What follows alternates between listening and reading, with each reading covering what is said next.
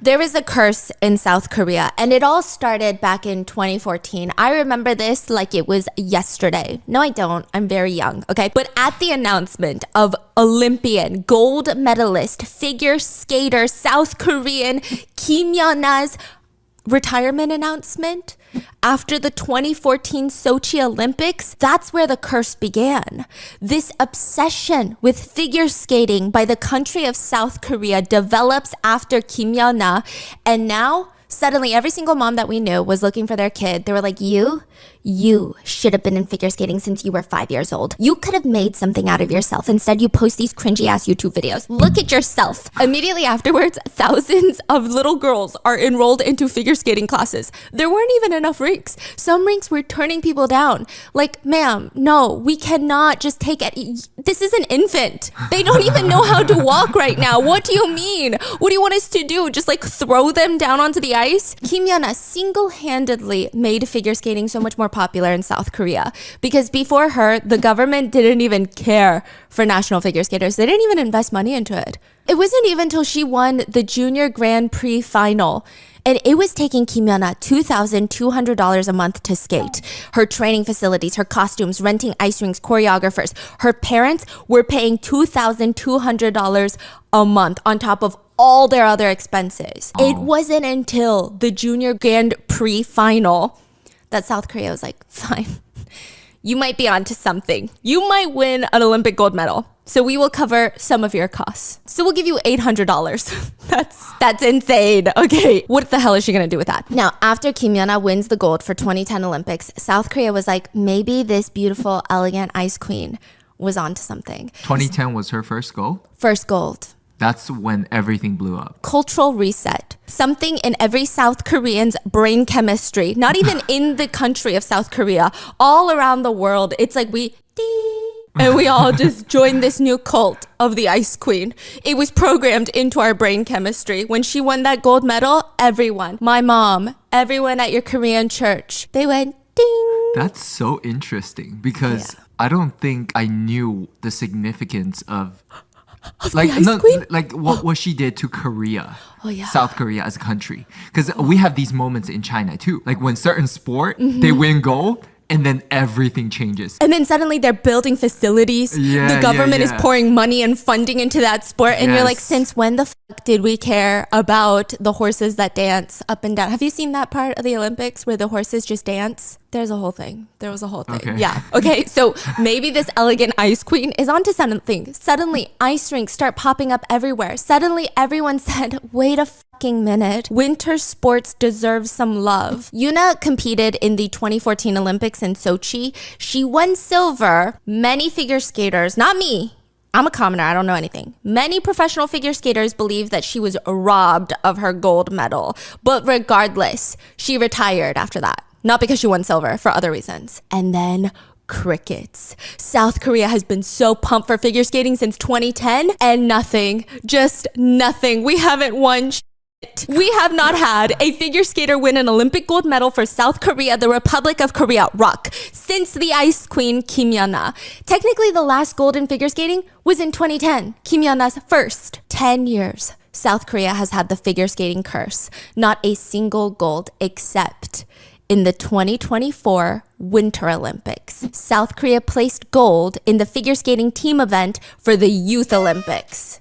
So they're like, if we're placing gold in the Youth Olympics, it's only a matter of time till these youths fucking grow up and they win the gold for the Senior Olympics. Wait, there was a Youth Olympic happen this year? Yeah. Wow. Yeah. Huh, that's crazy. Yeah, there was a Youth Olympics. Wow. So they're like, it's going to be in 2026 then, because the regular adult Olympics is in 2026 in Milan. Really? So they're like, we're going to win a fucking gold in figure skating in 16 years. 16 years, the curse is gonna be broken. This is when it's all gonna change things. South Korea doesn't know exactly who per se is gonna be the curse breaker, since they haven't had the Olympic trials yet, meaning it's unclear which one is gonna rep South Korea in the Winter Olympics, but there's a few guesses. Now, a few months ago, May of 2024, South Korea decides, hey, We got 2 years left before the Winter Olympics. Here's what we're going to do. We're going to send 10 figure skaters to Milan, which is where the Olympics are going to be held in 2 years. And they're going to go for 2 weeks to practice. Literally a field trip. 6 girls, 2 seniors, so they're qualified to compete in the adult Olympics, 4 juniors, and 4 boys. We don't know if the boys are all juniors. We don't know anything, okay? 2 weeks, all expenses paid, all paid by the Korean Skating Union. A vacation? No. Well, it seems like it, kind of. Because, okay, so they're going to this part outside of Milan that only has 1 ice skating rink. But people were like, it's fine. It's fine. They're going to go to the rink every single day and they're going to train for the 2026 Milan Winter Olympics. Korean netizens are so excited. They're writing, the change in popularity for skating after Kim Yeona was monumental. But it takes a long time for popularity to translate into talent. And we're finally seeing the return on the investment.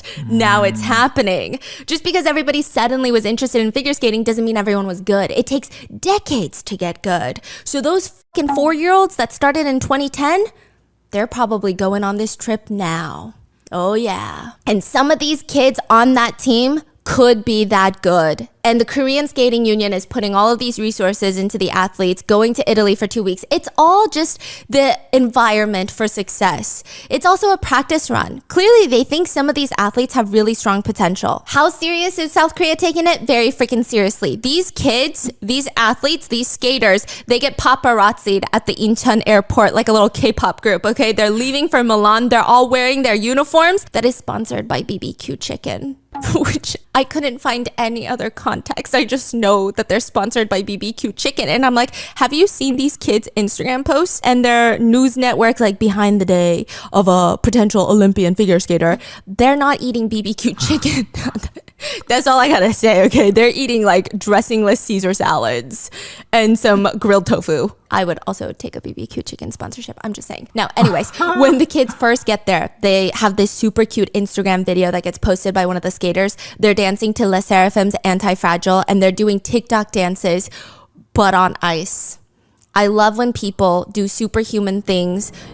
Very human. TikTok dances on ice. It's the way that Olympians are so unserious when they're not doing their very serious sports is my favorite type of video consumption. They're wearing the Olympic ring glasses. You know which ones I'm talking about? Yes. They just look really cute. They're doing their little skates around the ice and the video ends with Team Korea. It's like a recruitment video. If I see this video, I'm fucking enlisting in the South Korean army as an American citizen because patriotism is flowing through the pixels of this screen. It's a good video.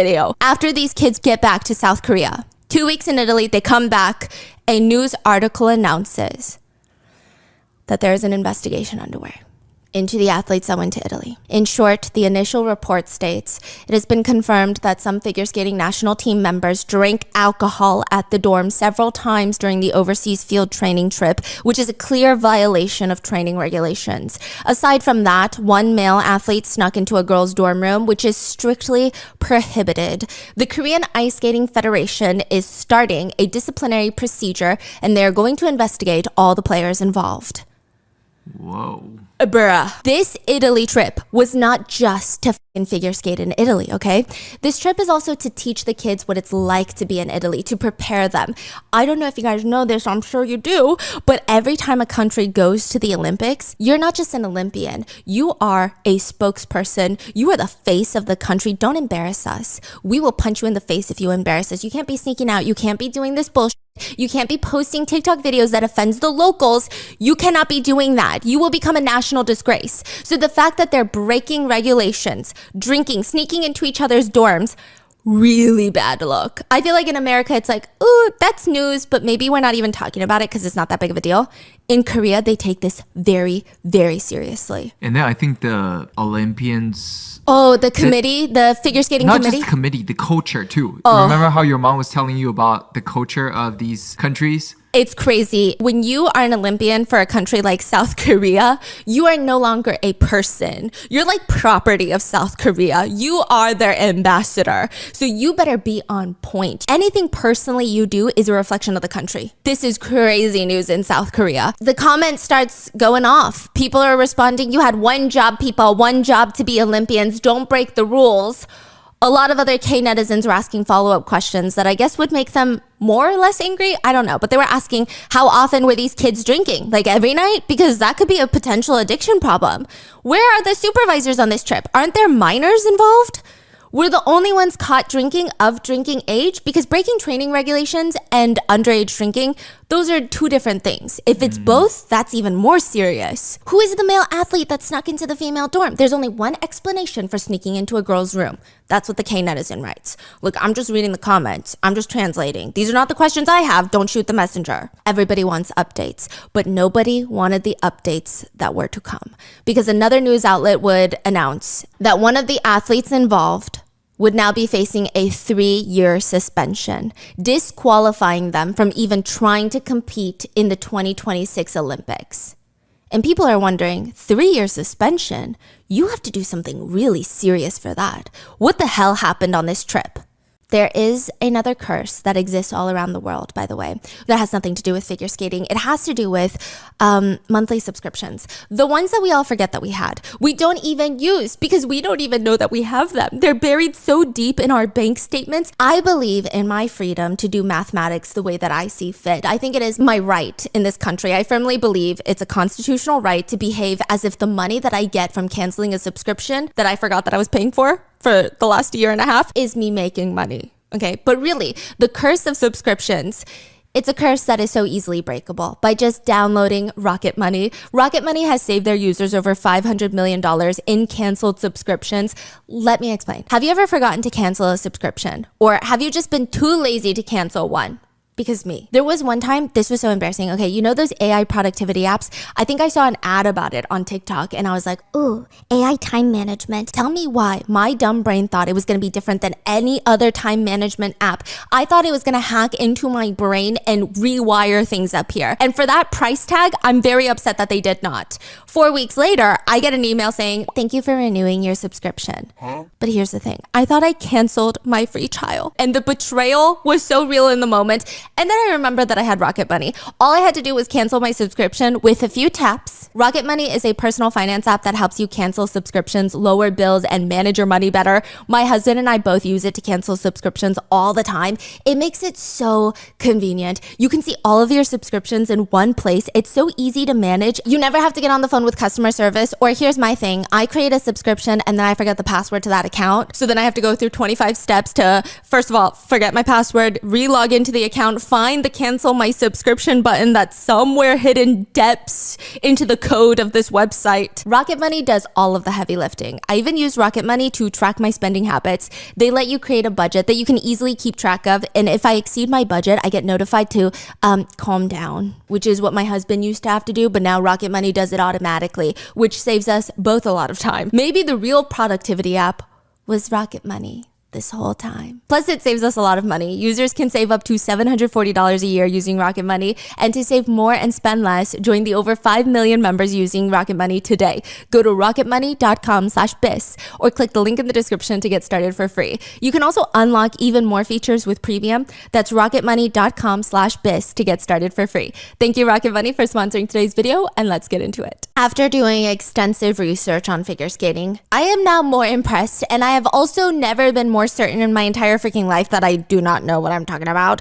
But here is what I've gathered. This is how to be an Olympic figure skater 101 by Stephanie Soo. This is how you break South Korea's figure skating curse. It's so freaking easy. Said by a woman who has to stop every few blocks on the street to go look at something in the store because honestly, I just want some AC and I need to catch my breath. So take all of this with a grain of salt and just imagine everything to be a million times harder than I'm explaining. Most Olympic level figure skaters start at 4 to 5 years old, which, okay, here's the thing. I was also wondering if there's a reason for it. And there is. Usually kids pick up things faster than adults. That I knew, right? They're usually not as scared of falling, which is interesting. And a big part of figure skating is falling. If you're too scared to fall, you will never learn. Kids, they don't innately have that strong fear until they grow up. And muscle memory, they say that figure skating relies heavily on muscle memory. And they say when you start as a kid, your spirals and spins just look so much better than an adult or somebody who's maybe 15 and started learning because your body is just used to bending in certain ways.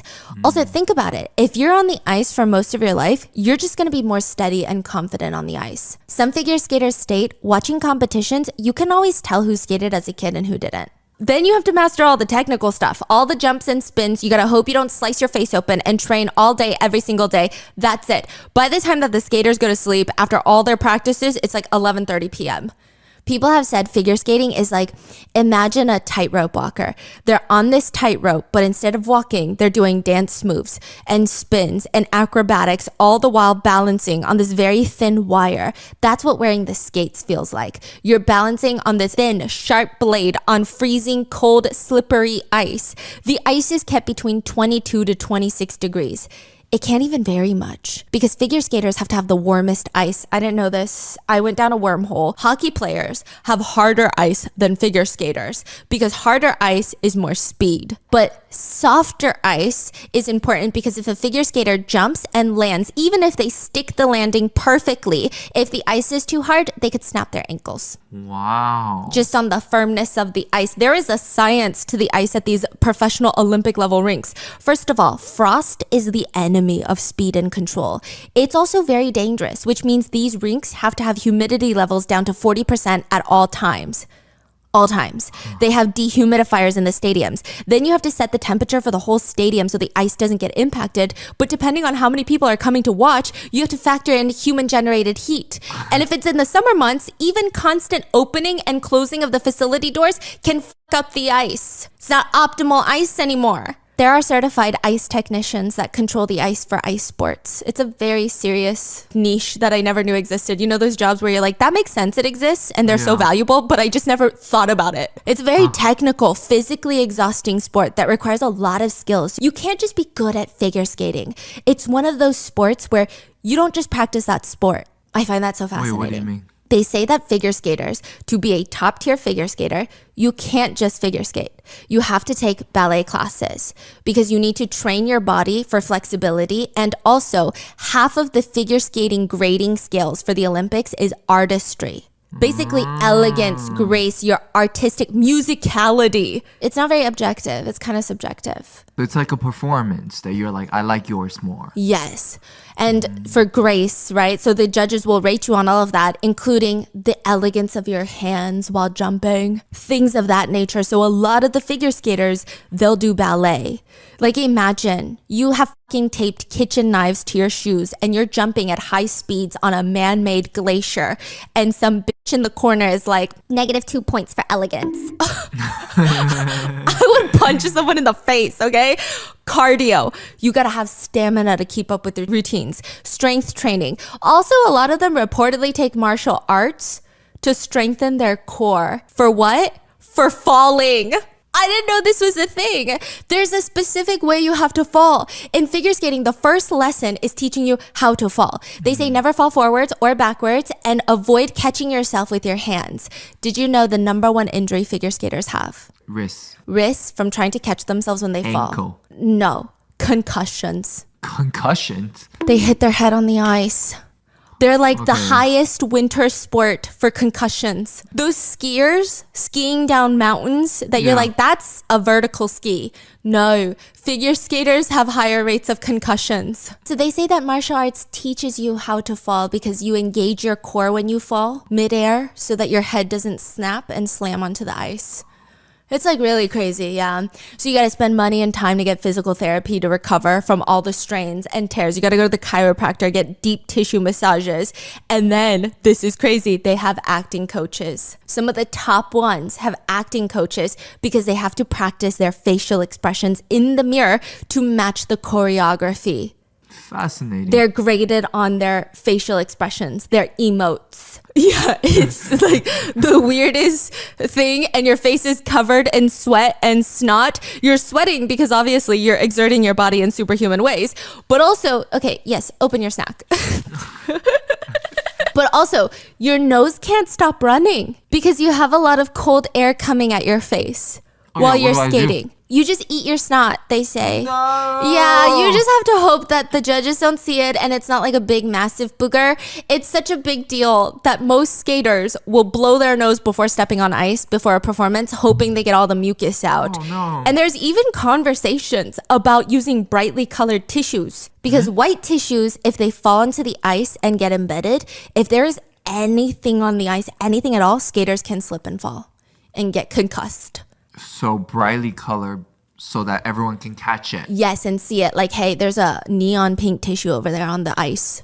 Versus white tissues, they blend into the ice. Like, it's a whole thing. They got a lot going on. There's a lot of problems, especially because they're pushing themselves. One Olympian said, yeah, we just fall to learn. That's how we learn. But the high you get from figure skating, one American Olympian said, honestly, why walk when you can glide or skate? There's nothing like the feeling of being out on ice. Oh yeah, I love her, by the way. She will even put, this is like a hack of figure skaters. So you know when they do their spins in the air, they jump into the air and they start spinning. Yeah. And they say the tighter your body is, the better. You get more speed that way, right? Mm-hmm. So what they do is they take out dog toy squeakers. They put them right above their ankles. And they want to hear it squeak when they're in the air. Because that means their legs are tight together. Both their legs are together to the point where the squeaker toy goes off. Like everything is so fascinating. The way that they train is so creative. Also, apparently figure skaters duct tape their ankles to help them break their skates in so they don't get blisters. And they say you literally have to tape yourself back together when you're a figure skater. So the training, a lot of it is off ice. They have some of the bizarre training methods. It makes total sense, but it's fascinating to look at because I saw this one TikTok during the Paris Olympics of the Chinese swimmer, the one that is like a fish because she doesn't splash when she hits the water. And they were showing her behind the scenes of how she trains. And there's this bar, and it's just a bar connected to two wheels on the side. Mm-hmm. She loops her body around the bar and they just fucking spin her like they're sending her through a centrifuge. They're just spinning her and I'm like, this is insane. They do the same thing for figure skaters, but they're standing up. Imagine you go fishing and you get a fish on the hook and then you lift it into the air and now this fish is just lifted into the air. You're like, you know what? I'm gonna fuck around. And you just start spinning that fish around and around. That is what the Olympians look like. What? And the way their hair, sometimes I feel like if they open their mouth, they would get that like weird, do you know what I'm talking about? Yes. Like that? So they have to practice spinning like that. And with I'm their like, mouth closed? Yeah, but their hair goes crazy. Yeah, they look cool.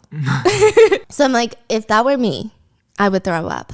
Apparently you don't. Apparently figure skaters don't get dizzy. So I'm like, oh, I get it. It's like ballet. Because you know in ballet, I think they look at one point and they spin and they keep looking at that point, yeah? They're like, sure. No, you can't even focus on one point in figure skating because you're spinning too fast for that. Studies have shown that when a figure skater spins, the part of the brain that makes you dizzy doesn't activate. Really? I think it happens too quickly. And then they're like, what just happened? The brain is like, hello? Like, what is going on? Yeah, except maybe during a triple axel, you might get a little woozy. That's when you do 3 full rotations in the air, which is really crazy. It's a notoriously difficult jump and spin thingy. That's like the professional way of saying it. And you're basically going and defying gravity and you have to jump at around 20 miles per hour to get the speed to spin 3 full rotations. Wow. And that spin lasts less than a second. Wow. One Olympic figure skater said, the faster you spin, the harder it is to basically breathe because there's so much force. So that's why they spin you around and they're like, breathe. Wait, who said breathe? I feel like I would as a trainer. Yeah. I'd be like, breathe, come on. And then I'd just breathe in. Breathe out. Breathe out. I'm just snacking on the side. Others have said triple axels feel like you're cliff diving. You have to be so precise with pressing into the ice, cutting into the ice with your blade, and how you stop your blade. It's like no room for error. I feel like I'm ready. Like, this is super fascinating. I feel like you should do like every sport, yes. Piss off everyone. Piss off every athlete in the world. I feel like I have more appreciation than before. Yes. Okay, that's how I felt with like gymnastics, right? Because the whole point of athletes is they make it look effortless to the point where you're like, I could do that because it looks so easy and that's the grace of it, right? That's the point of it.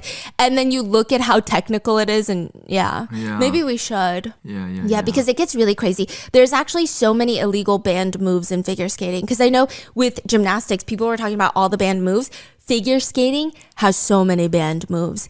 Did you know that you can actually technically, theoretically, physically do a backflip while figure skating? You cannot? You can physically, but it is banned. It's an illegal move. Really? It became illegal because there was an Olympian who did it at the Olympics. This was the first time it was ever done at the Olympics, like back in the 70s or something. Everybody was so shook. They had never seen that shit in their whole lives before, to the point where the judges had to shut up and go to the corner and have an emergency meeting because that shit was so cool. Yeah. But you could literally kill yourself doing that. So do we ban it because people could try to imitate it and then kill themselves? Like athletes could get easily injured. So they banned it. They banned the backflip. You could fall on your head. The blade is so close to your face. It's just so many things could go wrong, and it looks incredibly unstable. There's actually one really famous backflip in the Olympics. So she is a renowned figure skater. I believe she was representing the French team. Oh, I wish I could look into this story more.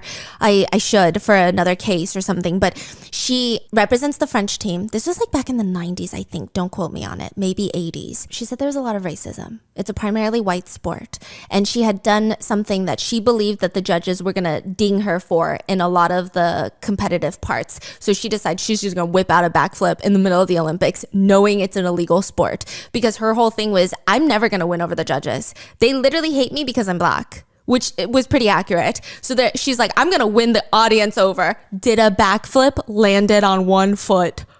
Backflip on one foot? On one foot. So she was like, it doesn't matter how good I am at this sport, so I might as well show everyone how good I am. Whoa. She's so cool. Yeah, I hope she's doing well. Yeah. They banned the backflip. Okay, there's another one called the headbanger that they banned. This is when a guy holds a girl by her ankles and he starts spinning around, right? But he does the up and down motion. And so her head goes up and then her head almost touches and bangs onto the ice. But he's like, no, I'm going to lift you before it bangs onto the ice. And then he just like puts her life at risk for however many seconds straight. What a name, huh? It doesn't even look elegant or good. It just looks like a woman's world. So dangerous. Okay. Listen, I only trust one man enough to do that with, and he has a very bad back. So I guess I do not trust you to do that with. I was like, don't trust me on that. You said not me. Other ones, lying down is banned. Lying down? Yeah. What does that mean?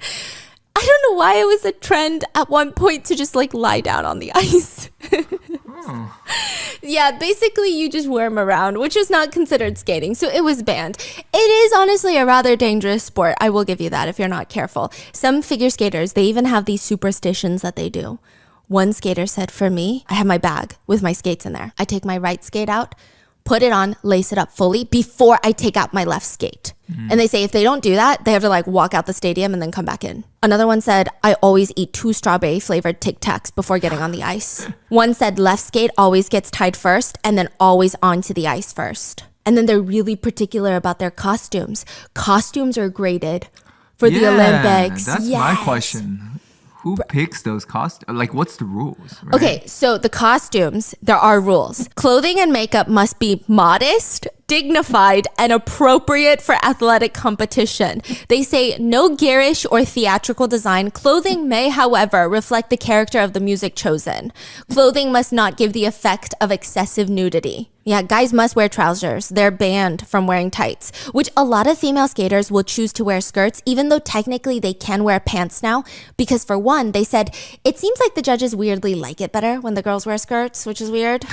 Yeah, it's like a very traditional sport, like rooted in tradition. And it's, you know, you don't want to piss off the judges.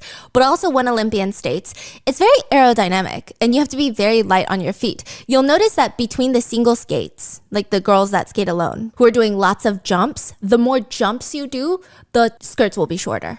It's better aerodynamically. They choose to wear shorter skirts if you jump a lot. Yes, because it's better for jumping. Whereas ice dancers who don't do a lot of jumps, they typically have longer dresses. So you don't want fabric just whipping around. It could slow you down and you need speed. Speed is hard to gather on the ice. Yeah. Now the costumes themselves are actually quite expensive. I was looking at it and most Olympic level costumes, you're looking at anywhere between $1,000 to $5,000. Each one is custom made. There's hand sewn seams, embellishments. So that's why they have a lot of crystals, because they're saying it's you alone in this massive ice rink. You need to take everything to your advantage. You need the light to shimmer off of you, and the crystals are the easiest way. Which leads to one Olympian saying, this is a nasty fact, but we don't really wash our dresses because each crystal is hand glued onto the dress. And if you were to throw it into the laundry machine, then it would all fall off. The crystals, help you keep you in the center of focus. So I might hand wash just usually the armpit parts, but otherwise you just do like a nice deodorizing spray and forget about it. Wow. Yeah. But then you also can wear the same one all the time during competitions, right? Exactly. And even just the Olympics itself, Yeah. you need 2 costumes per season. So that's $10,000 just on costumes. And that's out of the pocket for the athlete themselves. So it depends on the country, and it depends on, I think some of them are internationally covered, but most countries will only cover a part of it. Wow. Yeah. Then the custom made skate, that's even crazier gosh. with the sharp ass blades that can slice open your skin. How much are those? Those are like 1,000, but you go through them. Oh, you go through the blades? Yeah, you go through the whole boot and the skate. So Kim Yana at one point, she was changing between 3 to 6 per year. Wow. Yeah. Fascinating. Isn't that crazy? That's crazy. Also, hair and makeup has to be sweat-proof, waterproof, and your hair has to be solid as a rock. Like you, But yes. also like that makes me think that means there are people, artisans, all they do is make costumes. There are, I went on the figure skating subreddit. There are posts dedicated to all the costume makers. Some of them are not even taking new clients. Yeah. Some of them don't even sell to the general public. Wow. Yeah, that's like their This whole world. career. See, then that also made me think like if you're in design, clothing design, like maybe look into these fields. If there are demands and then, you can really create something. Yeah. And That's so interesting. I think it's beautiful. I think their costumes are beautiful. I know Yeah. it's rooted in tradition, but they look ethereal when they're skating. When it matches the music and it matches the skater, it's this fucking chemistry on the ice that's out of this world. Honestly, this whole thing feels like getting ready for the red carpet, but fucking doing parkour on the ice. That's what it feels like. Yeah, it's wild. So Kim Yana is the ice queen of South Korea. This is how everyone describes her figure skating. Lighter than air, grace in her movements on the ice. She carves the ice like a calligrapher, a supreme serenity that has no arrogance to it. When someone sneezes in South Korea, you say, Yuna bless you. Okay. People said whenever Yuna skates, the stock market quiet, stops, everything pauses. Korean Air stops mid-flight. They're just stalling in the sky until she's done. Dang. It's fascinating, okay? She's one of the first few, I don't want to say the first, but first few Korean athletes who broke into becoming more than just an athlete, like full on surpassed even celebrity status. Wow. She's like a national treasure. Would you say she's like number 1 in terms of influence as an athlete? Yeah, she's, okay, right now we have our soccer players in South Korea and the sharpshooters and the archery team. But in 2010, no one's coming close. Got it. No one's even touching her. Even now, she's still pulling in like $1 million per ad. Damn. Yeah, this is like, she retired This in is 10 years 2014. later. Yeah. Wow. So she's still pulling in $1 million. Everybody loves her. You can't find one person in this world that doesn't like Kim Yana. There was an interview done where people were going around asking Korean moms, like, oh my God, who do you want your son to marry? Which, first of all, what kind of fucking question is that? Who's willing to marry your son is a better question. All of them were like, honestly, Kim Yana would be my favorite. And I'm like, who's your son? Who's your son? Who's your friend? Huh? That's crazy. Don't talk about Kim Yana like that. She is the nation's daughter. The nation's daughter. She's like up there. It's estimated that in 2014, she was making like $25 million a year, putting her at the top of like top paid female athletes in the world. Her coach said, when you're in Korea with Kim Yana, because he's from Canada, it's like you're traveling with Princess Diana. She is that famous there. She's probably the most recognizable face in Korea. Wow. I agree. Which is crazy. Her lore is not part of today's story, but I can't not include it because I'm so obsessed with her. She started training at 5 years old. I can't even promise you that I could walk in a straight line at 5 years old, but she's on the ice. She's training on ice, and at that point, there was only one public ice rink nearby in all of Seoul. And her mom had to pay rent for her to use it privately to train because she needs to bring in a coach, which is not only expensive, but also the rink is like, well, we can't close during operating hours, meaning Yuna would have to come come in after hours, and she would get done training at 2 in the morning. In the middle of the night. Sometimes the ice would be too cold. She would get injuries because, like I said, the ice temperature is very important. It's like a local neighborhood skating rink that commoners go to, and that's her training facilities. Even before the Olympics, she suffered a strained ligament in her right ankle. She couldn't take a break from training. She had to receive treatment as she's training. She has constant pain in her ankles due to her powerful jumping power, is what her coaches said. And those ankle pains spread to her knees and her waist. Yeah, and nobody knew this because she's just out here like winning all the titles. So there are titles for figure skating. It's considered a grand slam in figure skating if you win the Worlds, the Grand Prix, the European Championship, and the Four Continents competition. Those are the names, 4 of them. 4 different competitions. If you win, you're a Grand Slam figure skater. Where does the Olympic fall? That's where the Olympics comes in, okay? Then the level above that is a Golden Grand Slam. You got all of that plus a gold medal at the Olympics. But there's also a Super Career Grand Slam. Yuna was the first to get it, which is you win all 4 major tournaments, but both in the junior and senior league. You won all the juniors of all 4, then the seniors, then you win a gold medal. That is the Super Career Grand Slam. Yeah. They had to make a name for it because they were like, wait, we didn't expect you to do that.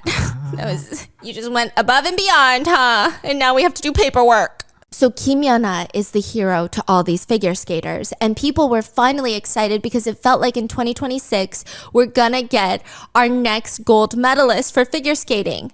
But then the articles start blowing up all over in June 2024. So like a few months ago, one article reads, a female figure skater who had her national team qualifications temporarily suspended for drinking alcohol in her accommodations during an overseas training camp has been given severe disciplinary action after being found to have sexually harassed a junior of the opposite sex.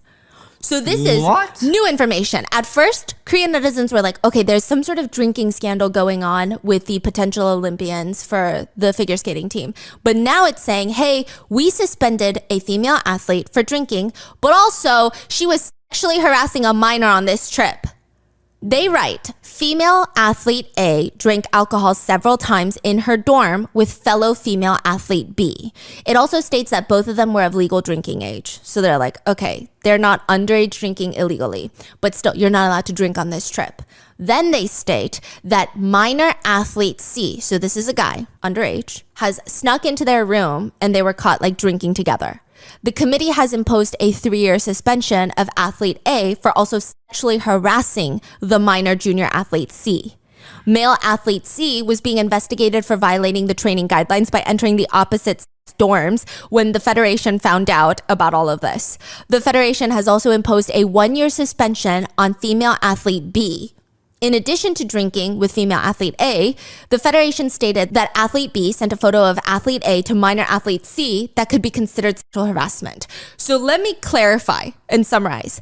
3 athletes, A and B, are girlies. They're seniors. They're dorming together during the trip. They're both drinking beer. They're technically of legal drinking age, so that's fine, but they're not supposed to be drinking on this trip. They're at a hotel, right? Yes. Then one night, athlete B, one of the girls, sends a picture of athlete A to this male junior athlete C. And that picture is presumed to be somewhat explicit to some degree because netizens wonder why else would athlete B also get a 1-year suspension. Regardless, minor athlete C sneaks into the dorm that night. And ultimately, we know that the night ends with athlete A sexually harassing athlete C, the junior male athlete. It's confusing and a little bit strange. Not strange, the incident, but strange in terms of just weirdly written, the articles. And the article gives just enough details for netizens to start piecing together who they believe are athlete A and C, which is also another problem that people had with this. So they believe athlete A to be a figure skater named Hae Lee.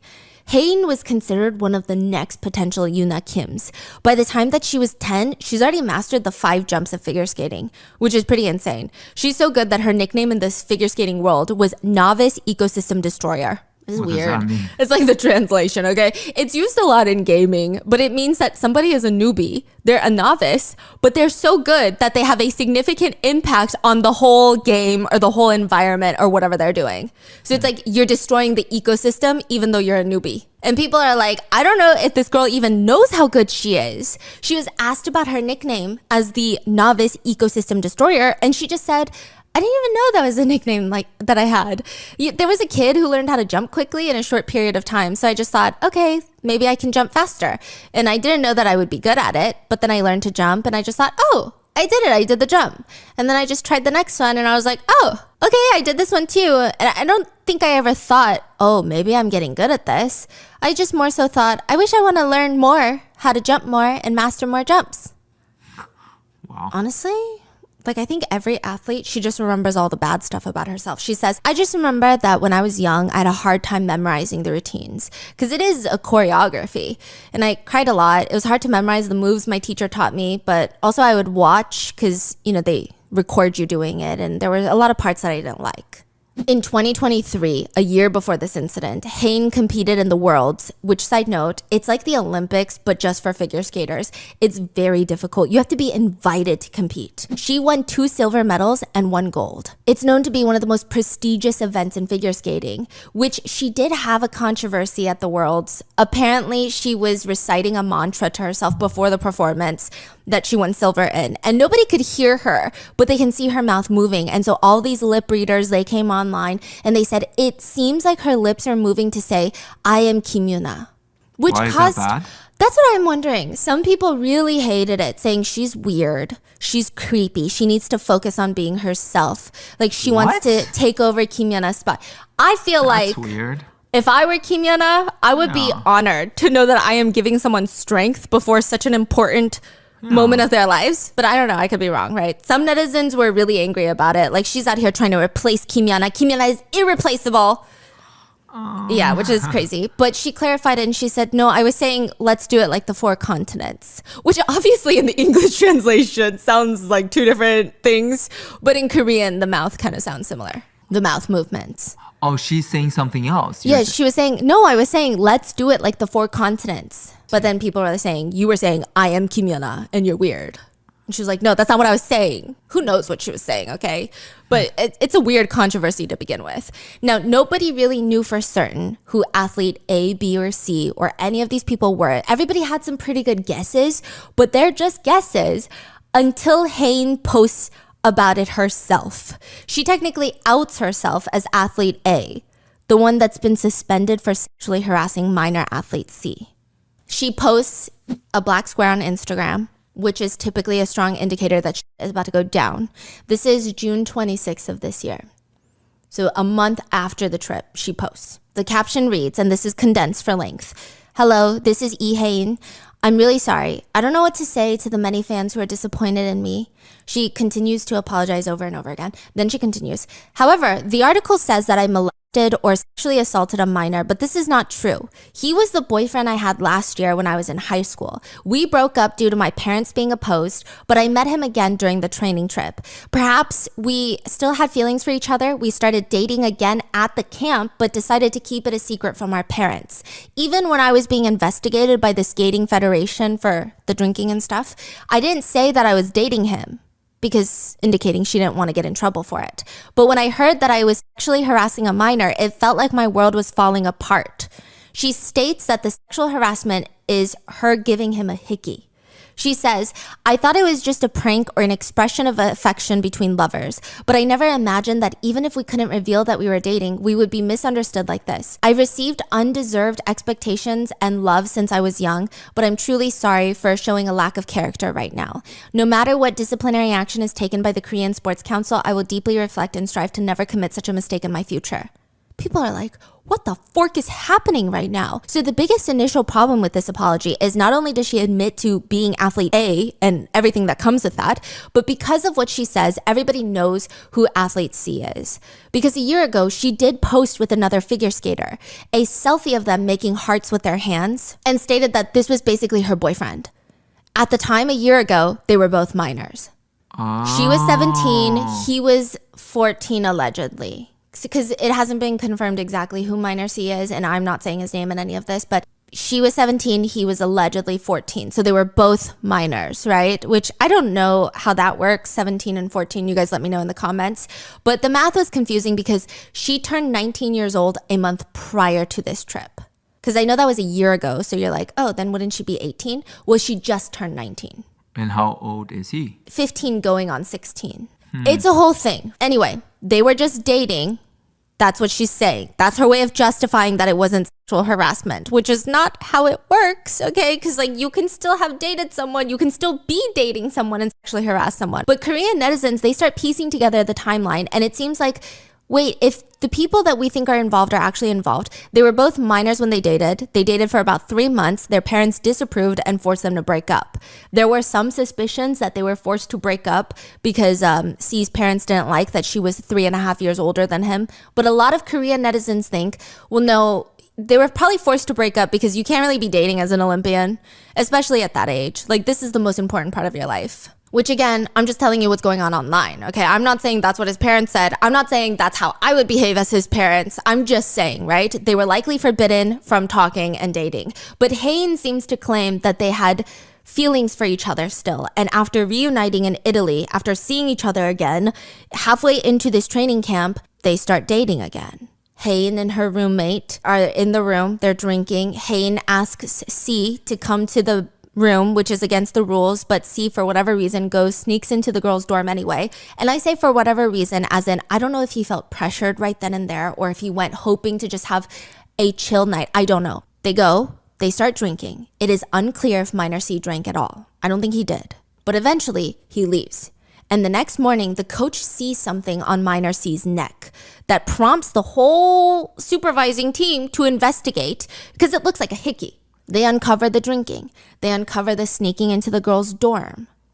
And so they're like, what the fuck is going on? Now, what happened in that room, there's two sides of the story, if you will. That's how it's being presented. Skater C allegedly states that while the girls were drinking, they asked him, do you know what a hickey is? He said he didn't know what a hickey is, but Hain suggests that she could show him. She leans over, gives him a hickey, and apparently they were playing some sort of truth or dare game, I imagine. But something in the air shifts after that. He did not like it. He felt very uncomfortable. He was just asking, I don't know what that word is. And then suddenly, like it's a lot. It's not okay. He didn't consent. He just didn't feel right about it. It didn't feel good. So afterwards, he leaves and they text and they talk about it and they make plans to meet again in the morning. But that is before the coach finds the hickey.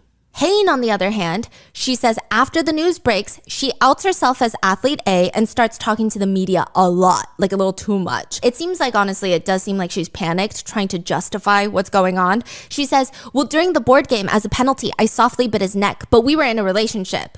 Which people were like, it doesn't matter if you're in a relationship if you didn't feel comfortable with it.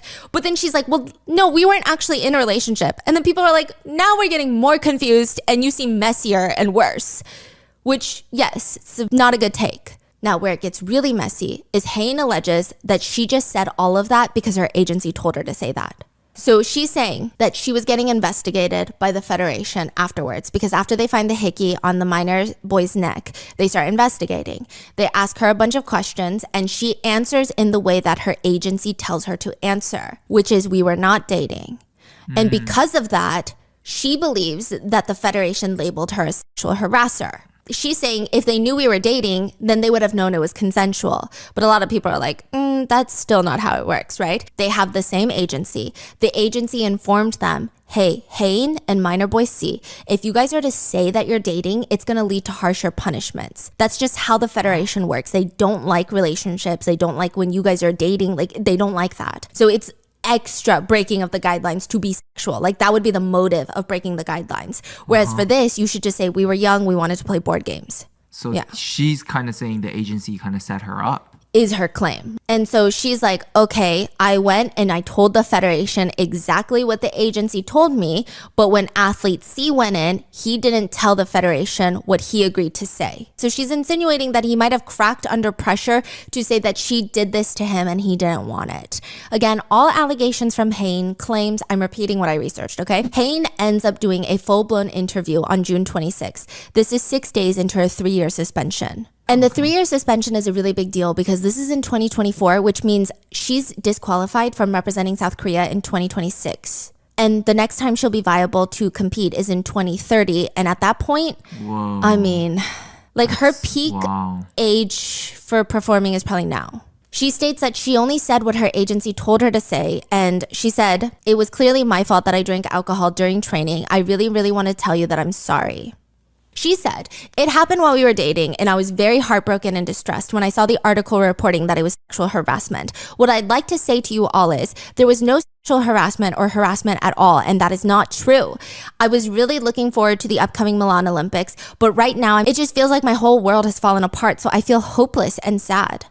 Then she starts showing text messages before, during, and after the incident, which she's getting a lot of heat for even showing these messages because netizens are saying yet another trauma to athlete C added to the list because he didn't consent to the activity inside the dorm room and now he doesn't consent to you exposing intimate text messages. But she's trying to focus on the fact that after leaving the room, athlete C texts her, "No one saw the kiss today, right? I couldn't help it." So it's kind of insinuating that they kiss later on.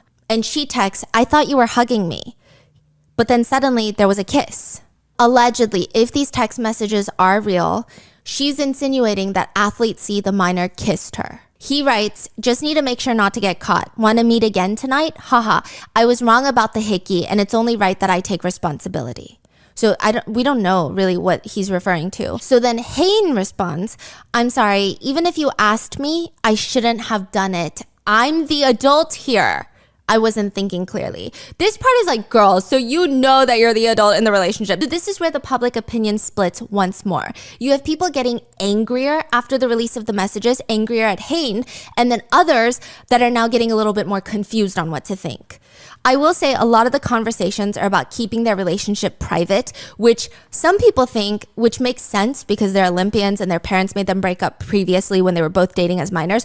Other people think it doesn't sit right with them considering one is an adult and one is a minor and they're talking about keeping it on the DL, don't let anybody know, which is giving grooming, is what a lot of netizens have also stated. Now, C texts her, "If anyone asks if we're dating, tell them we're not." Hain responds, "Huh? But you're mine forever." C responds, I know. How do you feel about us dating again?" Hain responds, "I love it. It feels like everything is falling into place again. Hee hee." Later, she talks about, "Hee hee, oh my gosh, I feel like I'm gonna faint because you're calling me honey again after such a long time." C responds, "Oh, haha, honey, seriously, I almost cried." Hain responds, Why, did I say something wrong?" He responds, "No, haha, it's been a really long time since I've heard you call me honey, so I feel like I've gone back in time and I like it." Hain responds, "Oh my God, you scared me. I thought I said something wrong. You will always be my hubby. Don't go anywhere." Then he texts, "All right, as long as you don't go anywhere either, wifey." When these text messages were posted, people had very mixed reactions. Some said, "Where is her lawyer? Yikes, what a mess, self-sabotage, honestly." Others said, "I know she wants to defend herself, but not like this." Some people said, "Even with my beginner level Korean, I can see how deeply inappropriate these messages are. In Korean, there's a strict hierarchy with age that transfers to the grammar that people use with each other. So these messages are all written with very casual grammar, which shows a deep and deeply inappropriate connection with each other. She uses very childish language with him, like hey and I like and why. And she also calls him things like prince and honey and baby, like very cutesy. Why would she willingly share these messages online? Good Lord." Others said, honestly, they both sound 10 at most. Like, I can't stop cringing from this secondhand embarrassment. I couldn't find a screenshot of other text messages, but according to a lot of sources, Hain is claiming that this is her relationship with C and how even the day she was suspended, they shared more messages where they allegedly read, and Hain is messaging him, "I'm so confused right now. That kiss mark, you didn't ask me to do it? Question mark. I said not, but you kept insisting it was okay, right?" So she's saying you're the one that asked for it. And even this is causing a lot of problems right now. So some netizens feel like, wouldn't you do the same thing if you felt like you're innocent? Other netizens are saying, bro, leave him alone. He already made a statement through his agency that he's traumatized by you. You've went and released personal messages and now you're texting him. It's just too much. Leave the poor kid alone. He says, "Before that, can I ask you one thing? You're not going to betray me, right?" She responds, "Do you want this incident to end as sexual harassment?" No, ... With the articles out like that, do you still care about me even? If you believe in me and you don't betray me, I won't leave. She responds, I won't betray you. I just want to correct that it wasn't sexual harassment. He says, then protest again and let me know if there's anything I can help with. Like basically protest to the Federation and ask for a retrial. She texts, thanks. And he responds, thank you, really, for believing in me. I'll make sure your faith in me isn't wasted. I'll get revenge and make you happy. She responds, receiving so much love from you makes me feel happy. I'm always really thankful too. When others speak ill, I will be the one to confidently deny it. She responds, I was so happy and touched because you told me I'm the best girlfriend ever and there's no one like me. I hope that on Thursday, both of us can just get with a warning. She's like, I hope both of us will just get a warning, because I guess she's talking to the Federation. And then she asks, when you were giving your statement to the Fair Commission, did you ever say that you were shocked and ran out of the room after the hickey? He responds, no ? I never said that. I never mentioned running out shocked. I just said I left. You said you left? And didn't mention that we just hung out afterwards? So she's like, you said you left, but you didn't mention that we hung out again that morning? Like we made plans to hang out again? And he responds, yeah, everyone told me to say that. What? She responds, so that's why this happened to me, ... He responds, ... sorry, ... Hain responds, I was trying to protect you to the very end, ... I didn't think of it at that way that time, ... I didn't know it would go wrong. These are the alleged conversations between the two. But one thing to note, it seems like he was 15 at the time. The age of consent in South Korea is 16. Now, it seems like Hain knows this, but is trying to get some leniency. Hain is officially requesting a retrial from the KSU, stating that had they known about her previous relationship with him and these text messages, they would have not labeled her a sexual harasser. She's arguing that she wants to take responsibility for all the other mistakes. She says her mistakes were getting drunk and dating while training. But now she's being labeled as a sexual assaulter, and some people have even labeled her a pedophile. She says she knows that she will never be a figure skater ever again, like a good one, but she just doesn't want to live the rest of her life with this label on her. So one of the main parts about the debate is that the legal age for an adult in South Korea is 19 years old. She turned 19 a month before the trip, which there's 3 reactions to that. One, just taking the nuance of the case, because she just turned 19, and in Korea, this is nuance, right? In Korea, 19 is the formal age of an adult. It's not 18 like America. 18 is a minor in Korea? Yes. Wow. So she just turned 19 a month before the trip, and they had dated previously when both of them were minors. So what people are saying, the Korean netizens primarily are on this side, where they're like, I think that she should get in a little bit of trouble, but maybe not career-ruining trouble. She just turned of legal age, and they dated when they were both minors. So it's not like they just met when she's an adult and he's a minor. They have that previous relationship, and when they made that relationship public, the public didn't care. So why do we suddenly care now that she's 1 month as an adult? Is what they're arguing. If you were upset, you should have been upset a year ago too. Because what if they never broke up? Would we suddenly turn on her now? So if they kept dating all the way through, like, does that make a difference? Is kind of what they're saying. I don't know if that's the part that's tricky. I will say the part that's tricky is that he stated he was uncomfortable with the hickey. You could literally do something to someone and still be dating. I think that's the part that's more important, more so than like the dating, not dating. Did they break up? Are they not together? Are they together at the time of the camp? Yeah. I feel like that has nothing to do with if a victim says they're uncomfortable. After she released these text messages, his agency came out to state, because Hain is attempting to collect evidence through the victim, he has gained mental distress from this situation, so much so that he is requiring psychological treatment. So it's getting even stickier. You see one side where people are saying, look at the text messages. Like, it clearly looks like not the story that we were told from the very beginning, that she's just straight up a sexual harasser, like all these other things have happened. Now, the other side is saying, he could just be responding like that because he's uncomfortable. I mean, what do you expect him to text? If someone who abused me texted me, I don't think I would have the balls to be like, actually, I was very I feel like I would just be so scared. 2, these group of people believe, sure, it changes the story a little bit, maybe a little bit in favor of Hain, but she still deserves punishment, but maybe not 3 years.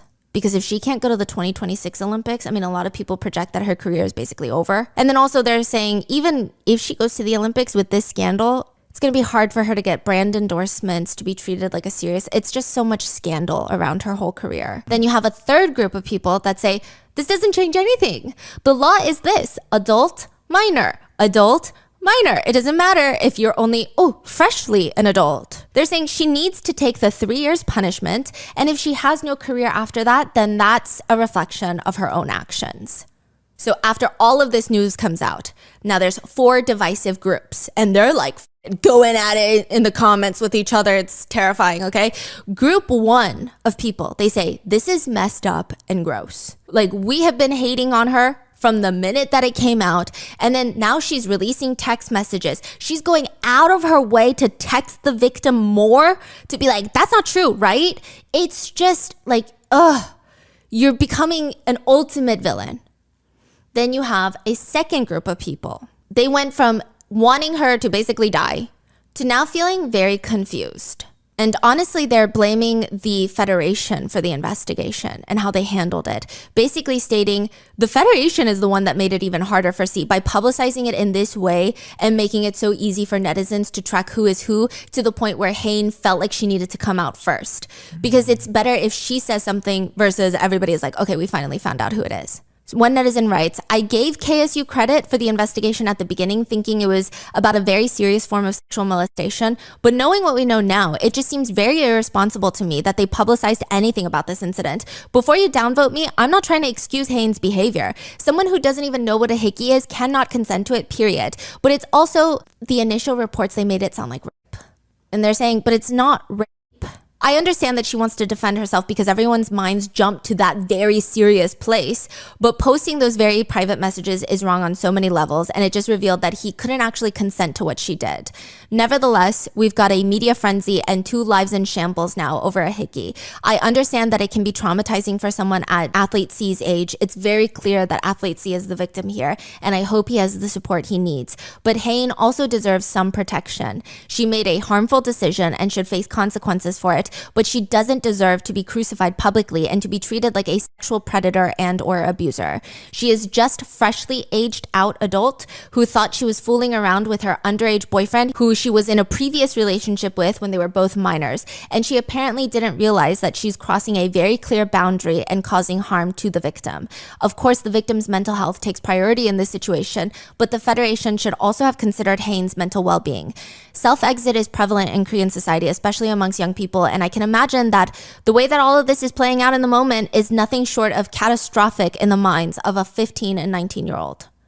Which I don't know if we agree with anything in that statement, but the self-exit part is very accurate. Yeah. Now, the third camp of people, and I would say like most Korean netizens fit into this category, interestingly, they think it's just messy. They feel like Hain isn't a victim. She made a mistake. She needs to learn from it. But this is her whole life and career that's getting tanked. And they also believe that her career should not end for this. A lot of Korean netizens, they use the word 불쌍해 for her, which is feel pity for her. Another reads, she turned 19 a month before the camp and Skater C is 15. So it's presumed that they have like a 3.5-year age gap. Obviously not great, but is this grounds for a 3-year ban? I think that's pretty harsh if it turns out that it was a consensual relationship. They obviously think Athlete C is clearly the victim, but it's messy. With the text messages before the investigation, it seems like the hickey was consensual.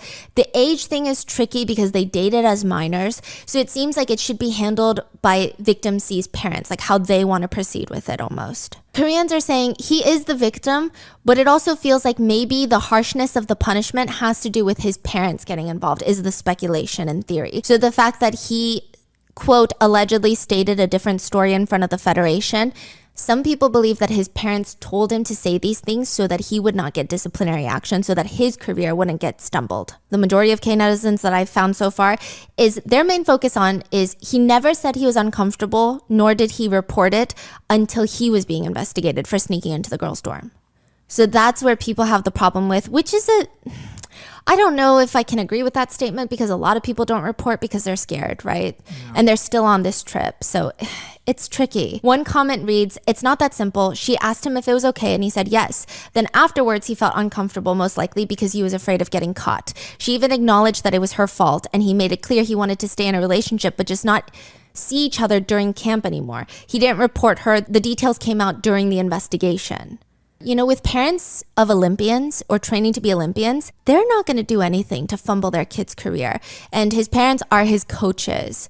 So they wonder if his parents might have maybe pushed the narrative a little bit more that he was really scared so that he would get off with no punishment. But again, I don't know if this is true. He could have genuinely just been so scared for his life, like truly. Right. So this is just what a lot of Korean netizens think, theorize, speculate. Age gap relationships, they're more common in Korea. Okay, that became a whole thing. There is some context. So this is less sensitive in Korea with the age gap than in America. A lot of Americans and foreign netizens are like, that doesn't excuse anything.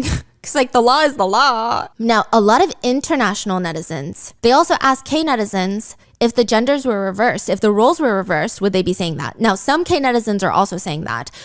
If athlete C was a minor girl in this situation, would athlete A just need to learn and reflect from this and not have her whole career ruined? Because it's giving, let's not ruin the boys' lives over this.